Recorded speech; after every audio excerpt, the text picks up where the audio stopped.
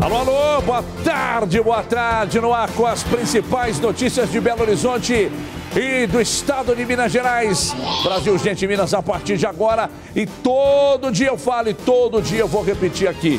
Se você tem uma denúncia, envia pra gente agora aqui no WhatsApp, tá no canto alto da tela, 997-727663. Uma denúncia aí no seu bairro, na sua rua, na sua cidade, você manda pra gente e a gente cobra das autoridades, ok? Portanto, não perca a oportunidade de se tornar um repórter do Brasil, gente. E aí, através do WhatsApp que está aqui no canto alto da tela, você envia a sua denúncia. E a gente vai para cima. E a partir de agora no Brasil, gente, Minas, é fogo na bomba! Porque a gente começa com uma notícia realmente de um crime bárbaro. Bárbaro. Um policial civil que estava na casa de custódia aqui em Belo Horizonte, estava preso naturalmente, fugiu do local. Preste atenção nessa história, das histórias mais macabras que a gente já contou aqui, das matérias das mais lamentáveis que a gente já apresentou aqui. Ele fugiu da casa de custódia onde estava preso aqui em Belo Horizonte e matou duas adolescentes de 15 e 18 anos e a mãe delas de 40 anos. Isso aconteceu na madrugada de hoje em Santa Luzia, região metropolitana da capital. Paulo José de Oliveira era suspeito de abusar sexualmente das jovens assassinadas. Após cometer os crimes, o policial se matou.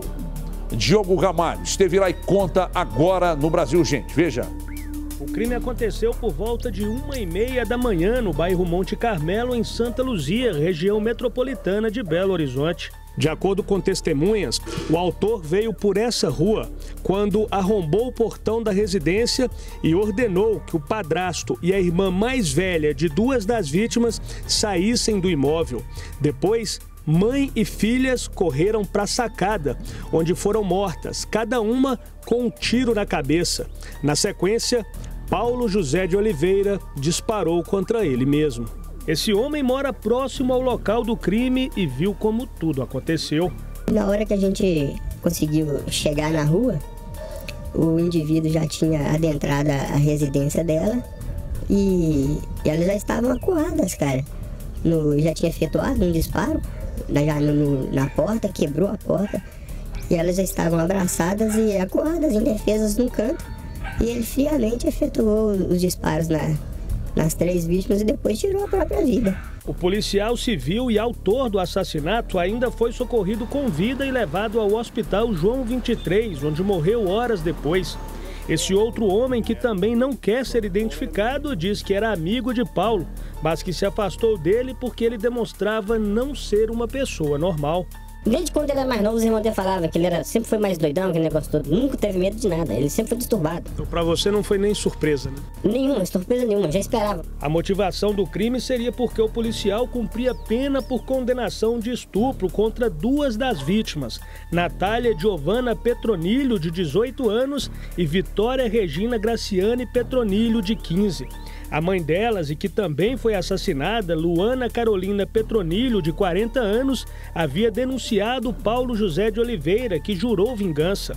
No imóvel onde tudo aconteceu, as marcas de violência ainda estão no local, como o vidro que dividia a sacada de um dos quartos. Marcas de terror que vão demorar a sair da memória de quem viu tudo de perto. Não é fácil de esquecer, porque o grito de uma pessoa que está prestes a perder a vida é indescritível, cara. Não tem grito de gol, não tem grito de dor, é indescritível. É um pedido de socorro que eu não quero escutar de novo. Por meio de nota, a Polícia Civil nos informou que as providências quanto ao crime já estão sendo tomadas. O que vão fazer eu não sei. As investigações estão a cargo do Departamento Estadual de Investigação de Homicídios e Proteção à Pessoa. A Civil esclarece ainda que a Corregedoria Geral da Polícia já abriu procedimento administrativo para apurar a fuga de Paulo José de Oliveira da casa de custódia. Nesse 1 ano e 1 mês de Brasil Urgente, nós fazíamos aqui uma linha de um programa muito leve, né? E aí optamos pela volta do programa com prestação de serviço e, naturalmente, as ocorrências policiais aparecem por aqui. Mas a atrocidade desse crime aí, talvez nesse período todo, tenha sido o mais radical. De todas as matérias mostradas aqui, de todos os crimes que nós mostramos aqui, talvez esse seja, de fato, o mais atroz. Você viu que as pessoas já diziam que o policial, que depois atirou e suicidou-se, já não era uma pessoa, segundo os colegas, as pessoas próximas, já não era uma pessoa normal. E era policial, hein? Estava na casa de custódia, acusado de abusar das duas moças que ele matou. E pelo que nós entendemos, parece que foi a própria mãe que denunciou. E as informações da nossa produção são de que ele jurou vingança. Vai para a casa de custódia, fica lá, mas ele jurava vingança. Agora há pouco, ali, antes de começar o programa, nós falávamos sobre a matéria e a nossa produção destacava que ele teve a ousadia, o sangue, é um monstro, e o sangue frio de exigir que as três ficassem ajoelhadas, e ele disparou contra as três, uma por uma. E a tensão era tanta das três, que os corpos nem caíram. Depois dos disparos, eles ficaram ali, como estavam antes do disparo. E aí, covarde que é, naturalmente, ele acabou disparando contra ele próprio e aí, enfim. Qual dessas moças aí? Aí nós estamos mostrando 4. Precisava saber qual das 4 aí. Tem uma que está na foto da sequência.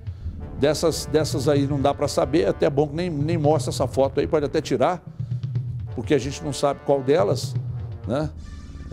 Então, a próxima fotografia aí mostra uma das que de fato estavam, essa menina aí, uma delas, que também levou o tiro e acabou morrendo. E a mãe, né? Então tá, essa aí é uma das 4 que estavam na foto, ok. E aí na sequência parece que a mãe, né? Parece que a mãe também, na sequência das fotos aí, nós temos a mãe, né? Então, nós temos, sim. Então aqui nós temos a mãe de boné e as 3 filhas, né? Então 2 das 3 filhas é que foram mortas. A mãe e 2 das 3 filhas é que foram mortas. Realmente um crime bárbaro. É preciso que a polícia apure como, por quê, quem facilitou a saída dele da casa de custódia, se ele já havia, em outra oportunidade, jurado vingança. Por que essa família... Também a família acreditava que ele não fosse escapar da casa de custódia, né? Só pode ter sido isso. E aí ele fugiu e cumpriu aquilo que ele havia prometido quando foi preso, quando foi acusado de abusar das duas moças. É realmente um crime bárbaro que marca de forma negativa o início dessa terça-feira aqui no Brasil, gente. Daqui a pouco, inclusive, nós vamos conversar com um psiquiatra para tratar desse assunto da vingança, né? Porque quantas e quantas vezes você que está em casa ouviu a seguinte frase: quem promete não cumpre. Nesse caso aí, de vingança. Quem fala que vai matar não mata. Quem fala que vai atirar não atira. Olha aí exatamente a prova contrária ao que a gente ouviu ao longo dessas, dos meus mais de 4 décadas de vida, e vocês que estão em casa fatalmente ouviram isso também. Quem promete não cumpre, quem ameaça não cumpre, Quem disse que vai matar, não mata. Tá aí. A informação que nós tínhamos é que ele prometeu que vingaria. E ele saiu da casa de custódia, foi lá e cumpriu a promessa dele, matando as 3 moças. A mãe e as 2 filhas, que exatamente as filhas que, pelas informações, teriam sido abusadas por ele. Daqui a pouco a gente vai falar com um psiquiatra, com um especialista, exatamente para tratar do assunto vingança. Essa mente vingativa, do que ela é capaz, por que isso acontece. Ele vingou-se porque ele se sentiu injustiçado, ele não fez, ele foi acusado de algo que ele não fez. É uma situação realmente delicada. A Polícia Federal deflagrou hoje a Operação Profetas, que investiga um serviço, acredite, hein, de delivery de tráfico de drogas. Acontecia aqui em Belo Horizonte, na região central, aliás, só pode ser na capital, claro, e segundo a PF, a quadrilha trazia a droga de Dourados, no Mato Grosso do Sul, e distribuía no estado de Minas. A droga era enterrada em zonas rurais do estado, então não era só aqui em Belo Horizonte, e vendida por delivery. Então é Belo Horizonte e a região central do estado era atendida por um serviço de delivery. O cara liga e fala: olá, tudo bem, fulano? Tudo bem? Traz para mim aí um pino de... muita ousadia. Laura França esteve lá, conta agora para você, veja aí. Foram 4 meses investigando uma organização criminosa que trazia drogas do Mato Grosso do Sul para distribuição no interior de Minas Gerais. É uma ação que objetiva estrangular a atuação do crime organizado nos municípios do interior de Minas. A gente tem notado esse avanço crescente, recorrente, principalmente na atuação dessas organizações no tráfico de armas e de drogas. E hoje nós demos início aí a essa atuação no município de Congonhas. E a proposta hoje da Polícia Federal e dessa força-tarefa é difundir esse tipo de ação para outros municípios do estado de Minas. Nós estamos intensificando a criação de grupos especializados do nosso serviço de inteligência e principalmente buscando a integração com outras forças como a Polícia Federal, Polícia Civil de Minas Gerais, e numa atuação conjunta e buscando aí reprimir a ação dessas ações, desses grupos criminosos. Não temos informações a respeito da utilização da BR-040, seria a ligação com Belo Horizonte, né? Então lá nós não temos informação sobre a utilização específica da BR-040 com frequência. 11 mandados de prisão foram cumpridos na cidade mato-grossense de Dourados e nas cidades mineiras de Uberaba e Congonhas. Esta última que era o destino final de comercialização de maconha e outras drogas, vendidas por meio de um serviço de teleentregas. De acordo com a Polícia Federal, os criminosos enterravam a droga destinada ao delivery em terrenos baldios dentro do perímetro urbano de Congonhas. O objetivo era evitar prisões em flagrantes e distribuir a droga com facilidade. Alguns deles envolvidos como uma organização criminosa, então você tinha a distribuição de tarefas. Um deles se incumbia da aquisição da droga, outro de fazer o transporte e outros na distribuição. 15 mandados de busca e apreensão também foram cumpridos, parte deles em presídios. O chefe da quadrilha, inclusive, já estava preso, coordenando a operação criminosa de uma cadeia no Mato Grosso do Sul. Um dos traficantes responsável pelo fornecimento, pela aquisição da droga, pelo transporte e colocação dessa droga em Congonhas é um traficante antigo. Ele está preso na cidade de Dourados. A maior parte deles com antecedente criminal, são pessoas já envolvidas com a criminalidade e regularmente fazendo distribuição de drogas na cidade de Congonhas. A operação deve continuar com foco em outras cidades do interior do estado. A impressão que se tem é que o crime organizado é mais organizado do que o sistema de segurança do país, né?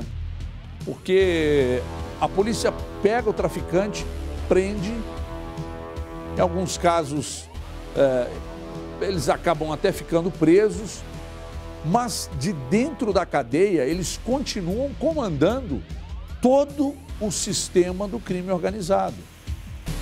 Eles continuam trabalhando e operando de dentro das cadeias. E algumas até de segurança máxima, né? Então não dá para entender como eles têm a vida tão facilitada. Você vai num estádio de futebol, você não consegue, às vezes, entrar no WhatsApp para mandar uma mensagem. Mas de dentro da cadeia, os caras conseguem coordenar coordenar todo o sistema criado para traficar droga. Não dá para entender. O cara lá de Dourados, no Mato Grosso do Sul, de lá, ele comandava toda a distribuição de drogas aqui no estado. Que coisa bizarra. Aliás, nós ontem e hoje, o que nós trouxemos aqui de matérias relacionadas à droga foi um negócio cabuloso, hein? É uma carreta com 2 toneladas, que o pneu estourou, a carga tombou. É a farinha, uma farinha mesmo, farinha de trigo, e dentro dos sacos de farinha, maconha. Aí, mais 1 tonelada presa em Uberlândia. Mais 650 quilos de maconha em Uberaba. Aí hoje, Polícia Federal desarticula, ainda bem, né? Um trabalho excepcional da equipe da Polícia Federal, desarticulando, né, essa turma que fazia a distribuição aqui em Belo Horizonte, o delivery, e também na região central do estado. Vou te contar, viu? Os caras são muito organizados, hein? Meu Deus! E hoje tem promoção no Brasil, gente. Minas, participe e concorra a essa é boa. A um dia no Spa, Espaço Águas Claras, lá em Macacos. Um dia inteiro com alimentação balanceada, atividades físicas e uso de toda a estrutura do spa. Claro, estão incluídos no pacote. Então o que você vai fazer? Você vai mandar um WhatsApp agora para mim, para o telefone que está aqui em cima. E aí a gente anuncia o vencedor no final do programa. Só basta o seu nome, nada mais que isso. E aí no final do programa a gente faz o sorteio então de um dia no spa, Espaço Águas Claras, lá em Macacos. Aquele friozinho, relax, alimentação balanceada, uma saladinha de fruta, né? Pouco carboidrato. E aí você vai sair de lá rejuvenescido ou rejuvenescida. E quem sabe até não vai querer repetir esse dia lá no Spa Espaço Águas Claras. É um baita presente, hein? O telefone está aqui, manda só o nome. No final dessa edição a gente conta a ganhadora ou o ganhador. Participe! E a gente vai para um rápido intervalo. Na volta, vamos mostrar a crise das APAES que podem suspender programas por falta de verbas. Confira! Então, se acabar, e onde que a gente vai? Então, a gente precisa da colaboração de todos para ajudar dinheiro papai e para pagar os funcionários e para os meninos o remédio que eles precisam.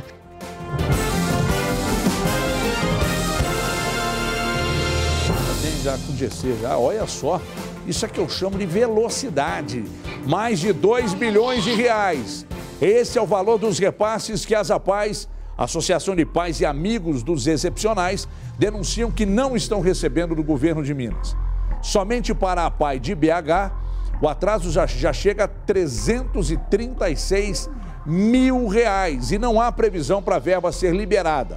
A entidade reclama que deve suspender 2 programas pela falta de dinheiro. Luciana Vieira conta, veja aí.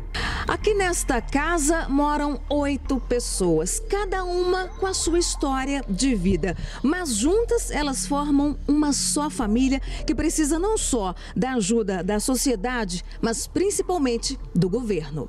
É uma casa-lar e a manutenção dela depende da verba que o governo do estado repassa para a APAE. Mas o dinheiro está atrasado. As casas-lares existem desde 1997, quando o governo firmou um convênio com 26 APAEs para que elas abrigassem as pessoas vindas da extinta FEBEM, que se encontravam sob a tutela do estado. Eu sinto aqui como se eu me sentisse na minha própria casa, né? Passo o dia, passo a noite, né? Os meninos não têm referência familiar, então somos nós, mãe social, que trabalhamos aqui, né, que temos que cuidar dele como se eles fossem nossos filhos mesmo. Casa é boa, todo mundo trata nós bem, todo mundo trata nós com educação. Na paz eu sou mais feliz, tem compra todo mês. Os recursos do convênio são direcionados para pagamentos de aluguel das casas, funcionários, alimentação, lazer e até medicação. Com a falta do repasse, está tudo atrasado. Né? A gente está com 9 mil de aluguel atrasado. Para pagar o salário dos funcionários, nós fizemos um empréstimo de 200 mil no banco. E água, luz, telefone também estão em atraso. E como também está faltando medicamento no posto de saúde, a gente tem que comprar. O contrato prevê o repasse a cada 4 meses para a manutenção das casas e, consequentemente, para a sobrevivência de cada morador. O governo deveria ter repassado para a gente em abril R$336 mil, que a gente estaria utilizando esse dinheiro em abril, maio, junho e julho. Como ele não depositou isso ainda e a gente pegando empréstimo no banco, a gente fazendo dívidas, quando esse dinheiro chegar, nós vamos ter que pagar os empréstimos que fizemos e a nossa dificuldade vai continuar. Saúde, educação e assistência social comprometidos. Nós fazemos um serviço que deveria ser o Estado a fazer, né? O nosso trabalho é executado e muito bem executado, nós não deixamos de fazer nada. Agora, o dinheiro faz muita falta, porque a gente fica devendo tudo. Então, se acabar, e não de que a gente vai, então a gente precisa da colaboração de todos para ajudar dinheiro para pai e para pagar os funcionários e para os meninos o remédio que eles precisam. Por meio de nota, a SEDESE, que é a Secretaria de Estado do Trabalho e Desenvolvimento Social, afirmou que o repasse para o programa Casa Lar da APAI de Belo Horizonte em atraso desde o dia 30 de abril está entre as prioridades para ser quitado. A Secretaria de Estado de Saúde também nos enviou nota reconhecendo o atraso de 10 meses nos repasses ao PIPA, que é o Programa de Intervenção Precoce Avançado. A Secretaria atribuiu a demora ao déficit financeiro do governo do Estado e disse que está se empenhando para que a situação seja normalizada. Se está entre as prioridades e já está demorando tanto tempo, imagino que não é prioridade aí no governo, hein? Eita, nós! Vem cá, Pisquila, chega mais pertinho. A Justiça de Minas condenou o ex-senador Clésio Andrade pelo crime de lavagem de dinheiro no processo que ficou conhecido como Mensalão Tucano. A sentença proferida pela juíza Lucimeire Rocha, da 9ª Vara Criminal de Belo Horizonte. O político foi condenado a 5 anos de prisão, a princípio em regime semiaberto. Apesar da condenação por lavagem de dinheiro, Clésio Andrade foi absolvido do crime de peculato. A defesa de Clésio Andrade diz que vai recorrer da sentença. Ele é um dos réus do processo que apura irregularidades na campanha à reeleição do governador Eduardo Azeredo, do PSDB, em 1998. À época, Andrade era candidato a vice-governador na chapa encabeçada por Azeredo, que já foi condenado em segunda instância no mesmo processo. Andrade foi acusado de ter tentado ocultar recursos recebidos do empresário Marcos Valério, considerado operador do esquema, por meio de uma agência de publicidade.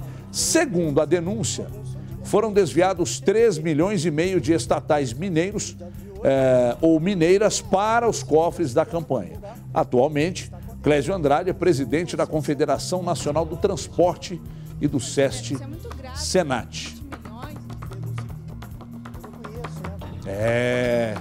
Diz que ele recebeu com espanto, assim, chegou lá a determinação, a condenação da justiça.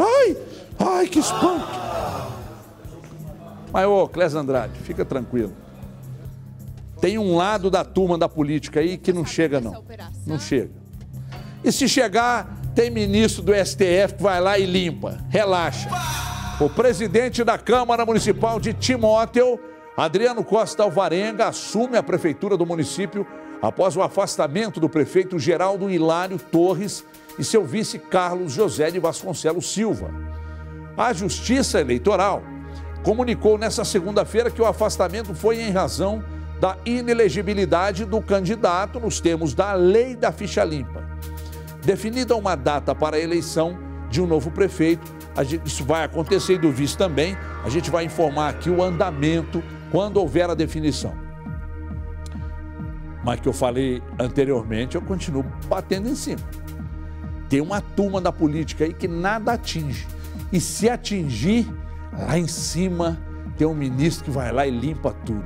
É uma lambança. Independentemente do tamanho da borrada, tem um ministro lá em cima que vai lá e limpa tudo e deixa tudo tranquilo. Olha a cara dos dois aí, ó.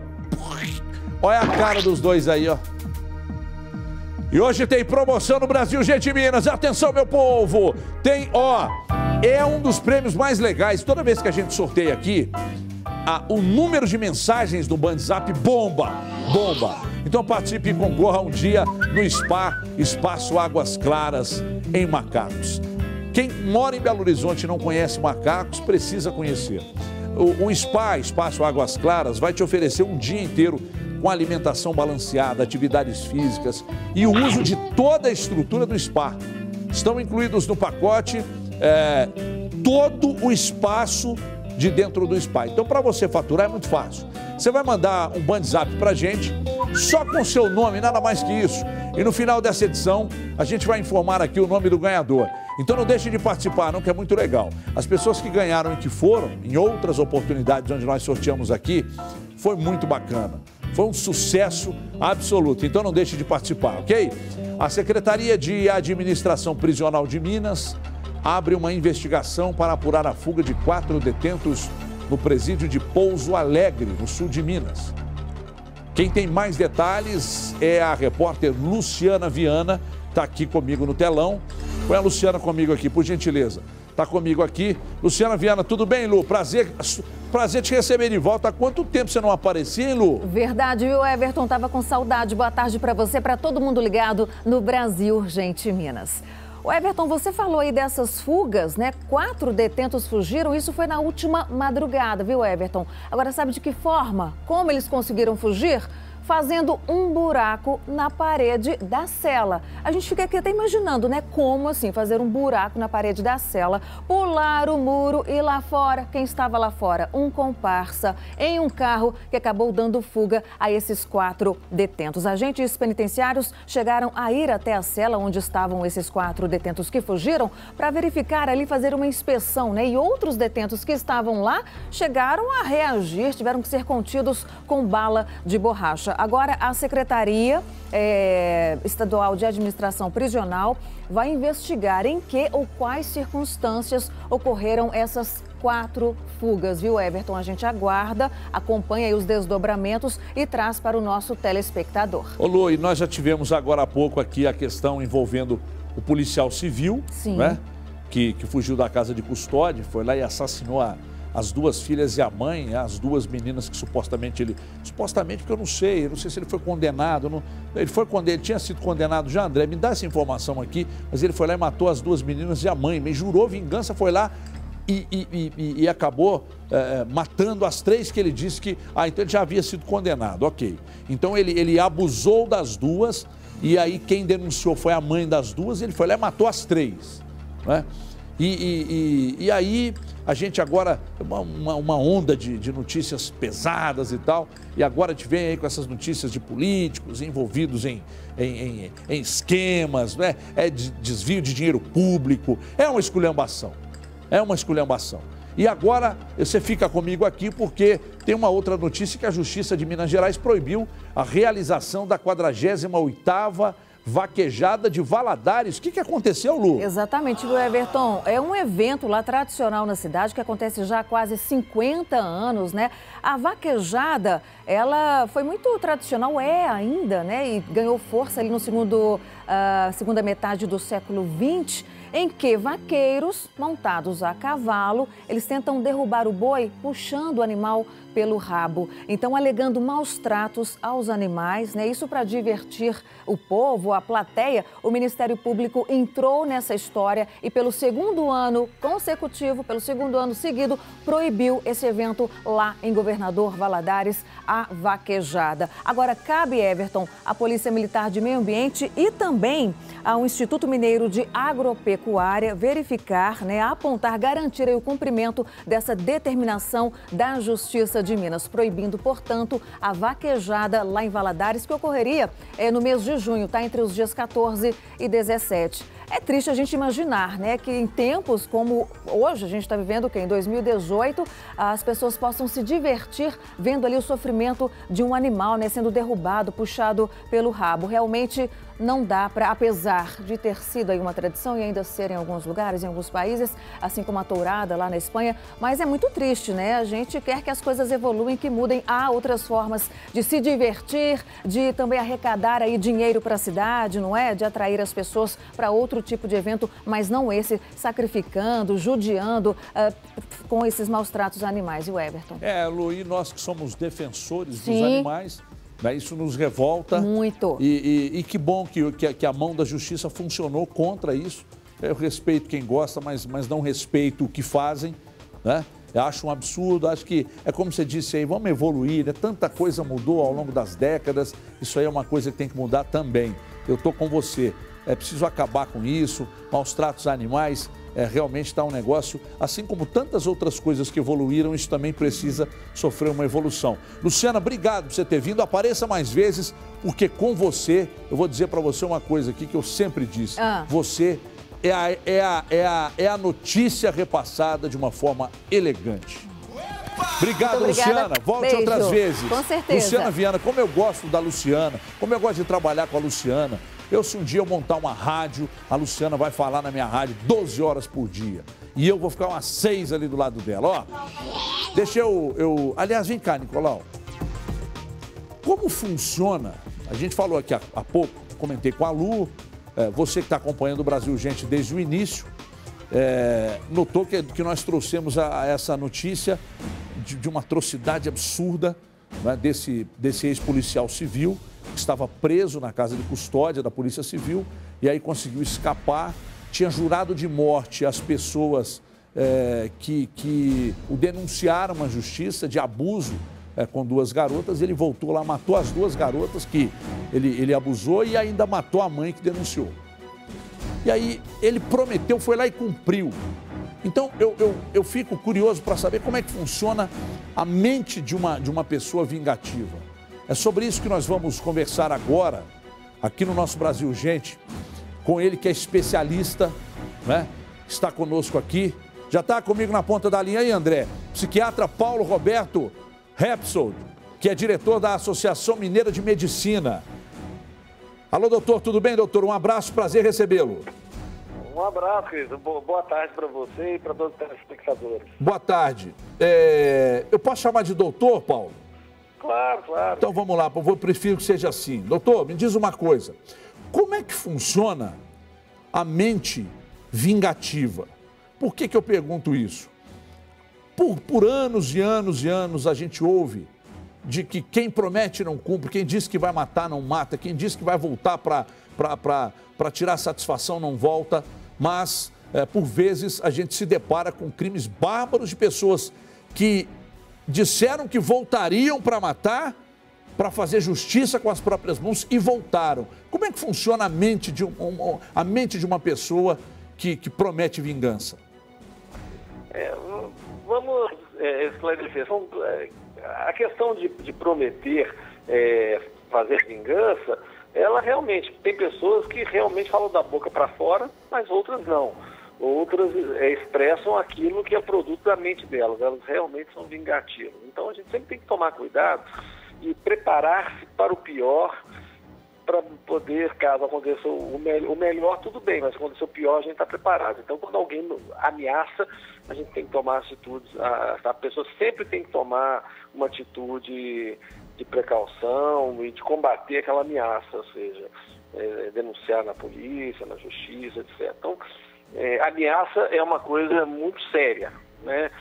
pode ser da boca para fora, mas se não for, é uma tragédia, como foi o caso desse ex-policial. Mas como funciona a mente de uma pessoa que tem por princípio, a vingança? Normalmente é uma mente que é muito emocional, muito afetiva, emocional, mas focada e obsessiva em relação à vingança. Então, é uma pessoa que ela tem uma grande emoção em relação, um grande afeto, um grande sentimento em relação a uma coisa que foi feita com ela, que ela não gostou, que ela ficou indignada, e ela é obsessiva, ela foca aquilo e fica com aquilo martelando. Enquanto não termina a vingança, não sossega, entendeu? Seria mais ou menos isso. Então é uma pessoa que tem um sentimento muito grande em relação àquele fato que ela acredita que foi uma injustiça com ela. Pode ter sido uma injustiça verdadeira ou só uma injustiça na mente dela, ou não é injustiça nenhuma. E ela criou uma obsessão com aquilo e fica martelando aquilo e planejando aquilo até o dia que acontece. Ô, doutor Paulo, há como a gente perceber quem diz da boca para fora ou quem de fato vai voltar para cumprir a promessa? É difícil porque muitas vezes são pessoas que você não conhece intimamente. Se conhecesse intimamente, você viria o passado delas. Viria que ela realmente é uma pessoa mais agressiva, é uma pessoa mais que tem um sentimento, que guarda aquele sentimento e é obsessiva. Mas para isso a gente precisa conhecer a pessoa. A maior parte das ameaças são feitas por pessoas que você não conhece muito. Então, só aquele rompante de ameaçar pode ser falso, pode ser da boca para fora só na hora da raiva, a pessoa tá xingando ali, depois vai para casa, calma e até arrepende, tem até vergonha de ter feito aquilo, ou não. Há pessoas que fazem uma vingança e são pessoas assim, que aparentemente são muito calmas. Eu não gostei do que você fez comigo, não. Isso não vai ficar barato, não. Até logo. Não, bem, beleza, tchau. Aí vai embora e depois vem. E outra que faz aquele estardalhaço não faz nada depois. Então é difícil. Mas por princípio, por segurança, a gente sempre deve levar a sério. Eu sempre falo isso, sempre leve a sério qualquer tipo de ameaça. Paciente meu, por exemplo, que diz que vai suicidar, eu sempre levo a sério. Sempre leva a sério. Nunca menosprezo aquele discurso, apesar de achar que a outra parte está falando só naquele momento de cabeça quente e tal. Então, o princípio que eu sempre recomendo a todos que estejam nos assistindo, nos ouvindo, é que qualquer tipo de ameaça, qualquer tipo de coisa em relação à vingança ou alguma atitude com a própria pessoa, né, com o seu parente que vai dizer que vai suicidar, ou a vingança no sentido que vai fazer uma agressão, vai te prejudicar ou matar, né, que é o pior de todas as vinganças, você tem que tomar devido providência, tomar cuidado e jamais relevar, jamais menosprezar esse tipo de discurso. Muito bem, doutor Paulo Roberto Repsold, obrigado por ter atendido a nossa produção, por ter falado conosco. Grande abraço e até uma próxima oportunidade. Outro querido, um grande abraço a você e aos nossos telespectadores. Muito obrigado. Bom, então tá aí a gente tentando entender o porquê de um crime tão bárbaro, né? Cometido por esse policial civil que nós mostramos agora aí a foto dele, que estava preso na casa de custódia, acusado de abusar de duas garotas, uma de 15 e uma de 18, né, André? 15 e 18 anos, duas dessas que estão na foto aí, e a de boné ali é a mãe, que também foi morta. Também foi morta por esse ex-policial civil, que quando ele foi preso, ele inclusive disse que voltaria para vingar. E aí, depois de ficar um tempo preso na casa de custódia, ele conseguiu fugir, foi lá e acabou assassinando as duas moças e também as duas filhas e a mãe de 40 anos, uma de 15 e uma de 18 e a mãe de 40 anos. Realmente, quando alguém promete, como o doutor Paulo disse agora, você não pode pagar para ver, né? Mas não pode mesmo. E aí, quanto mais longe você estiver, é melhor para evitar. Porque uma coisa que me chamou a atenção na resposta do Dr. Paulo é que ele pode ter na mente que foi cometida uma injustiça contra ele, mesmo que ele tenha feito o que ele está sendo acusado. Ou seja, não é uma mente sã, não é pelo menos diante do que disse o Dr. Paulo, não é uma mente sadia. A gente vai para um rápido intervalo, não saia daí. Na volta do comercial.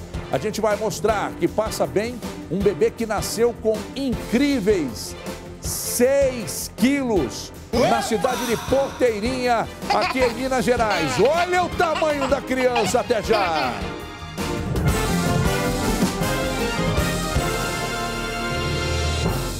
É sério mesmo, tá falando aqui, quando eu era criança, eu pegava aquelas pastas de dente Tandy, de moranguinho, eu ficava mamando aquele trem, eu comia aquilo, depois eu ficava mastigando a embalagem. Acho que eu fiquei desse tamanho. Olha aqui, falando em desse tamanho, mas é sério. Minha mãe comprava aquela de moranguinho, eu ficava mamando aquele troço lá, mas era bom, viu? Essa camisa aqui não tá muito feia. Ô, gente, eu vou contar uma coisa pra vocês, presta atenção nessa notícia. Recebeu alta hoje um bebê que nasceu com 6 quilos na cidade de Porteirinha. Olha o tamanho da criança. Deixa eu ver aqui, põe aqui no telão pra mim. É menina? Ah, é uma menina, rapaz. Olha o tamanho. Hein? Olha isso. 6 quilos, 126. Olha aqui, 6,126. Quem nasceu com 6,126 também foi o Fabrício, que é o meu sonoplasta aqui. Não, não é mais ou menos não, nasceu com 6 e tanto também. Hoje ele está com 236 quilos. Agora essa menininha, que é bonitinha, a beça, nasceu com 6 quilos 126. Agora minha dúvida, vem cá, agora eu preciso falar aqui com o meu... Deixa eu falar com o Nicolau aqui. Presta atenção.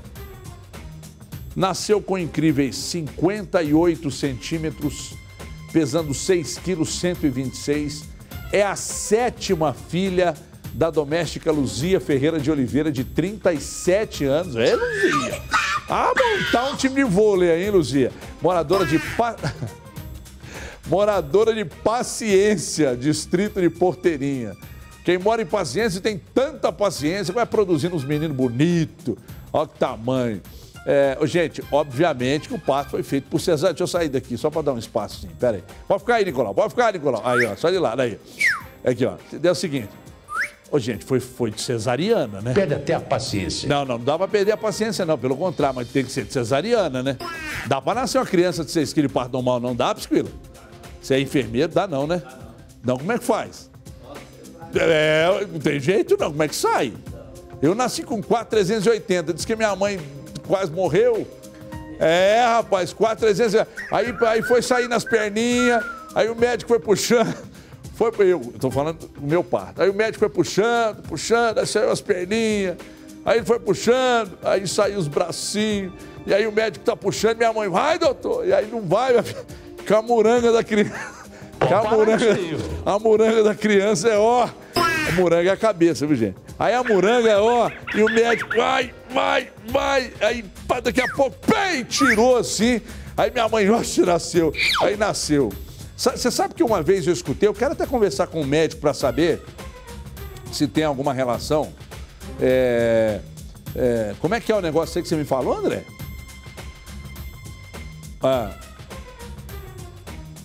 É verdade, pô, é verdade. O André tá me dizendo aqui que uma criança que nasce aí com 2 quilos e pouco, 3 quilos e pouco, ela atinge 6 quilos quando ela tem uns 6 meses de vida.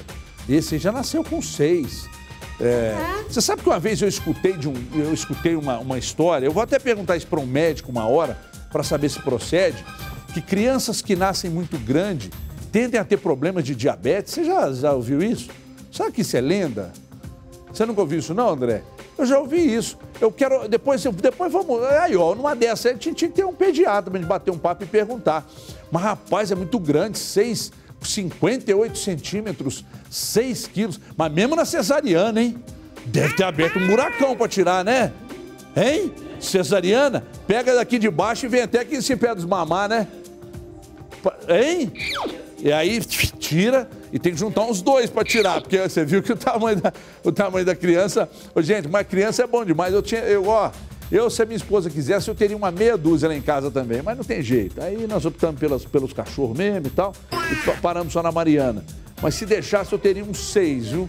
Quer dizer, se deixasse, não, deixar pode, né? Mas a minha esposa não quer, não me trabalho, não vou mexer com isso mais não. Mas eu tô querendo, daqui a pouco eu vou adotar um, nós vamos adotar um. E aí eu quero adotar, eu vou adotar. Uma ou um, não sei. Mas, rapaz, mas que tamanho desse neném, hein? Hoje tem promoção aqui no Brasil, gente. Vem pra cá, Pisquila. Tem promoção no Brasil, gente, Minas. E hoje o que é que nós temos? Presta atenção. Nós temos hoje, olha que música linda, que dá o tom. Porque você está, por exemplo, num spa, lá no Espaço Águas Claras, ouvindo um arrocha, não dá, né? Tem que ser uma musiquinha assim, comendo uma frutinha, uma alimentação balanceada e tal, fazendo atividades físicas e uso de toda a estrutura do spa, todos incluídos no nosso pacote. Manda um WhatsApp para cá, daqui a pouco eu anuncio o nome do ganhador. 99772-7663. E agora eu falo que mais de 80 mil pessoas, preste atenção que o assunto é sério, mais de 80 mil pessoas morreram ou ficaram com sequelas graves por causa de acidentes de trânsito ocorridos no ano passado, só no ano passado no Brasil. Esses dados são do seguro DPVAT. Essa violência no trânsito gera prejuízos individuais e coletivos, porque existem também o que os especialistas chamam de custo social, que são as pessoas que deixam de trabalhar. Em 2017, essa perda foi de quase 200 bilhões de reais. Veja aí. Os passageiros deste ônibus levaram um susto pela manhã depois que o veículo bateu na traseira de um caminhão em Alvorada, na região metropolitana de Porto Alegre. Depois do acidente, cerca de 30 pessoas foram levadas para 3 hospitais públicos com ferimentos leves. Em Belo Horizonte, 2 carros bateram e um dos veículos atropelou 2 crianças na calçada. Uma delas, de 9 anos, morreu e o motorista fugiu sem prestar socorro. A imprudência é um dos principais motivos para o aumento de vítimas no trânsito. Dados do seguro DPVAT mostram que no ano passado, mais de 80 mil pessoas morreram ou ficaram com sequelas irreversíveis em acidentes. A violência no trânsito traz impacto para a economia. Os prejuízos com acidentes chegaram a quase 200 bilhões de reais em 2017, cerca de 3% do produto interno bruto. Uma parte desse dinheiro foi para cobrir o custo social, já que muitas vítimas se aposentaram por invalidez. Isso sem contar os gastos médicos, como internações, cirurgias e fisioterapias. São Paulo, Minas Gerais e Rio de Janeiro são os estados que tiveram mais prejuízos no trânsito. A gente está trocando renda que essas pessoas poderiam estar contribuindo para um aumento do PIB por um custo que essas pessoas estão gerando à sociedade pós o trauma. A Ana ficou paraplégica depois que a mãe, que estava alcoolizada, perdeu o controle do carro ao sair de uma festa. A vítima foi lançada para fora do veículo e ficou internada durante 5 meses. Eu falo, não beba e dirija, seja prudente, respeite as leis e evite o máximo de provocar um acidente. Ter que aceitar que eu vou ficar na cadeira de rodas o resto da vida não é fácil. Não é fácil, mas pelo menos você está viva, perto das pessoas que gostam de você. E isso é o que interessa. Mas, de fato, poderia ser diferente, né? Muita gente que hoje não vive bem, está mal, cheio de problemas, porque sofreram acidentes, poderiam ter evitado se tivessem tido um pouquinho mais de cautela. Olha a ganhadora da promoção, hein? Josefina de Nova Lima. Alô, Josefina, da cidade de Nova Lima, final de telefone 7129. Você levou um dia no spa, Espaço Águas Claras, lá em Macacos, que é uma delícia. Já que você está em Nova Lima, fica pertinho aí. Vá, desfrute-se, depois conta pra gente como é que foi, ok? Aproveite bem, amanhã tem mais Brasil Gente e tem mais promoção aqui na tela da Band, porque vem aí, a partir de agora, quem é que tá lá? O Datena ou o Dateninha? É o Dateninha, Joel Datena vem agora com a sequência do noticiário de São Paulo e do Brasil. Um abraço, tchau pessoal!